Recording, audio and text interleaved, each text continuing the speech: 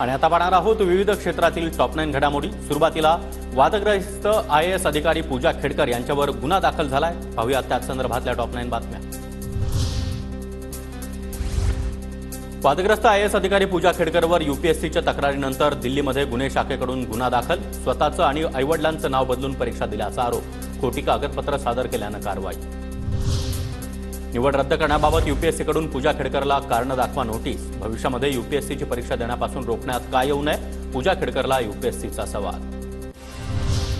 पूजा खेडकर यांनी जे आरोप केले आहेत त्याबाबत नोटीस मिळाली नाही। पुण्याचे जिल्हाधिकारी सुहास दिवसे यांची माहिती। योग्य वेळ आल्यावर बोलणार, दिवसे यांच्याकडून स्पष्ट। पुणे पोलिसांनी पूजा खेडकरला दुसरी नोटीस बजावल्याची सूत्रांची माहिती। उद्या पुन्हा एकदा आपला जबाब नोंदवण्यासाठी पोलिसांनी बोलावलं। पूजा खेडकर उद्या पुणे पोलीस आयुक्तालयामध्ये हजर होणार। पूजा खेडकरांनी पोलिसांकडे वेळ वाढवून मागितला। पुणे पोलीस आयुक्त अमितेश कुमार यांची माहिती। पूजा खेडकर प्रकरणामध्ये पिंपरी चिंचवडमधील एका कंपनीला सील। पूजा खेडकर यांनी अपंगत्वाचं प्रमाणपत्र मिळवण्यासाठी याच कंपनीचा दिला होता पत्ता।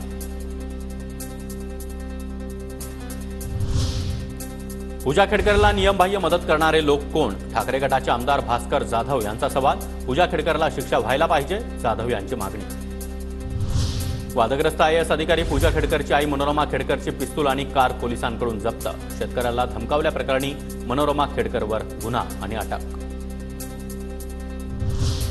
मुळशी पिस्तूल प्रकरणामध्ये दिलीप खेडकरांना दिलासा। पुणे सत्र न्यायालयाकडून दिलीप खेडकर यांना 25 जुलैपर्यंत अटकपूर्व जामीन मंजूर।